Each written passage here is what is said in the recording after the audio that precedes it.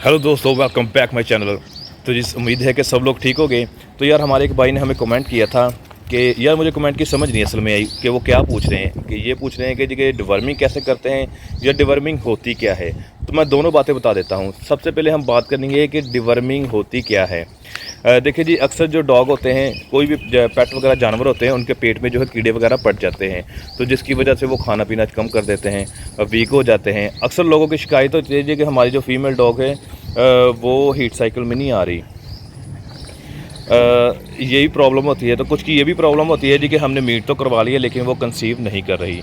देखिए जी, कुछ हमें एहतियात करना बहुत ज़रूरी होती है, अपने जानवर की केयर करना भी बहुत ज़रूरी होती है। तो अगर आप अपनी फ़ीमेल डॉग की या मेल डॉग जो भी है उसकी डिवर्मिंग टाइम बाय टाइम करते हैं तो वो हेल्दी भी रहते हैं, एक्टिव भी रहते हैं, और अपना खाना पीना जो भी है उनका वो ज़बरदस्त रहता है। जैसे कि आप देख सकते हैं कि जो डॉग है मेरे, ये टाइसन है जी, इसकी डिवर्मिंग, इसकी केयर हर तरह से प्रॉपर की जाती है।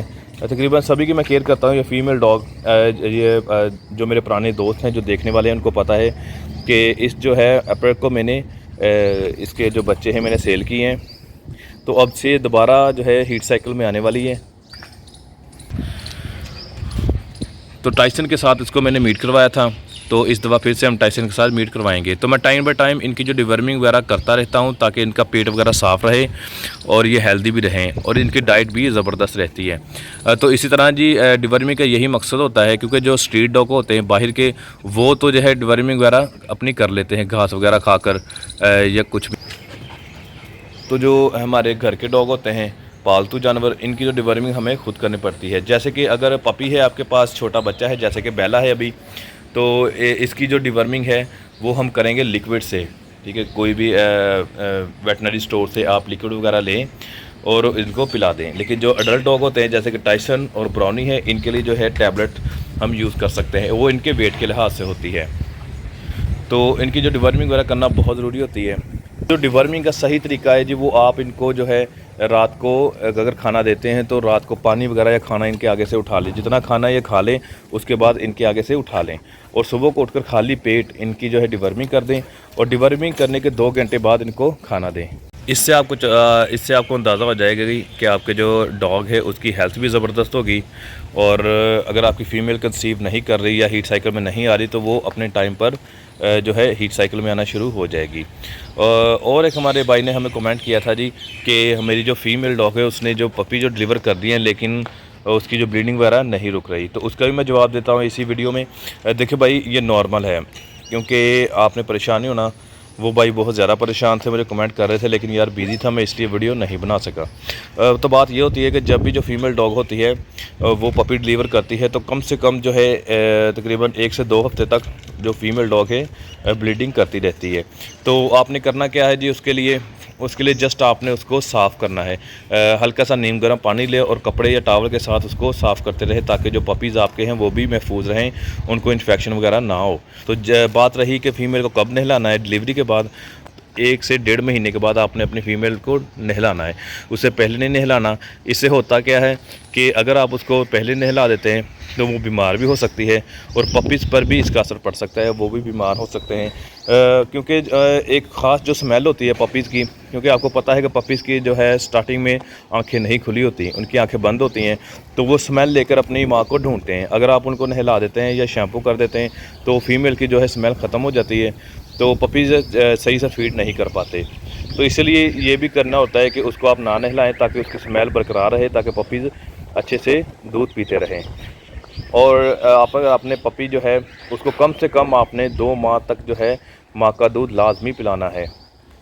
फिर ही आपका जो डॉग है वो हेल्दी रहेगा और पपी जो है बीमारियों से बचा भी रहेगा। तो जब भी पपीज़ हो तो उनकी जो वैक्सीनेशन है वो आपने लाजमी करवानी है।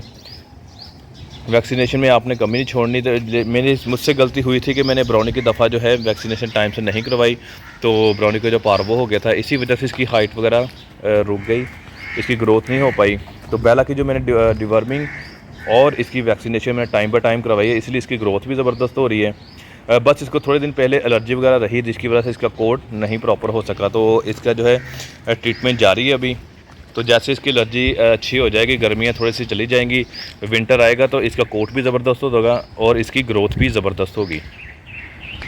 तो ये कुछ चंद सवालात थे जो हमारे भाई ने हमें कमेंट में पूछे थे, तो हमने जवाब दे दिया। और वॉक मैंने कहा है जी भाई कि वॉक लाजमी है आपके डॉग की, उनको एक्सरसाइज वगैरह आप लाजमी करवाएं। और अगर वॉक करेंगे तो ये हेल्दी भी रहेंगे, एक्टिव भी रहेंगे और ख़ुराक वगैरह भी अच्छे तरीके से खाएंगे। ये मैं हर दफ़ा अपनी वीडियो में बताता हूँ, ख़ास तौर पर डिवर्मिंग का भी और वॉक वगैरह का भी, कि आप अपने डॉग को वॉक लाजमी करवाएं। और जब भी वॉक पर लेकर जाएं तो उनको कुछ भी बाइट से चीज़ें ना खाने दें। आजा टाइसन, देखिए जी टाइसन। तो पहले तो आपको पता है कि जो मेरे पुराने सब्सक्राइबर हैं कि मेरे पास एक ही फ़ीमेल थी ब्राउनी, तो इसकी वजह से टाइसन भी जी हमारे पास आ गया और बेला भी। बेला टाइसन और ब्राउनी के जो है ये बेटी है। तो जो मेरे पास 5 पपी थे, जो मैंने 4 सेल कर दिए और एक अपने पास रख लिए फ़ीमेल।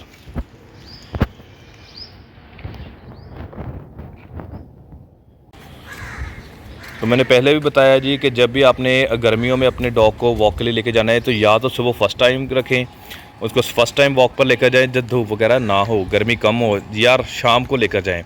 तो अगर तो सर्दियां हैं तो फिर तो कोई प्रॉब्लम नहीं, आपको दोपहर को भी उनको लेके जा सकते हैं।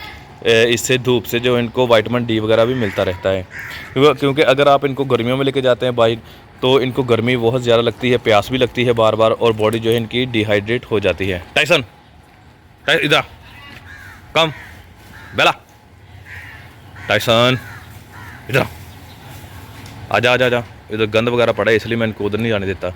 आजा बेला, बेला। तो बेला ने जी अपना एक कान गिरा लिया था जी, आप देख सकते हैं।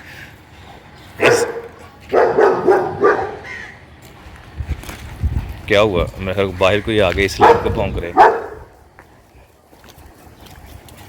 तो जी बेला ने एक कान अपना गिरा लिया है, तो अभी इसका जो है वो कान तकरीबन ठीक हो रहा है, ये आप देख सकते हैं, क्योंकि मैंने इसकी डाइट बेहतर की है, इसको एग वगैरह लाजमी मैंने किए हैं। नो बेला।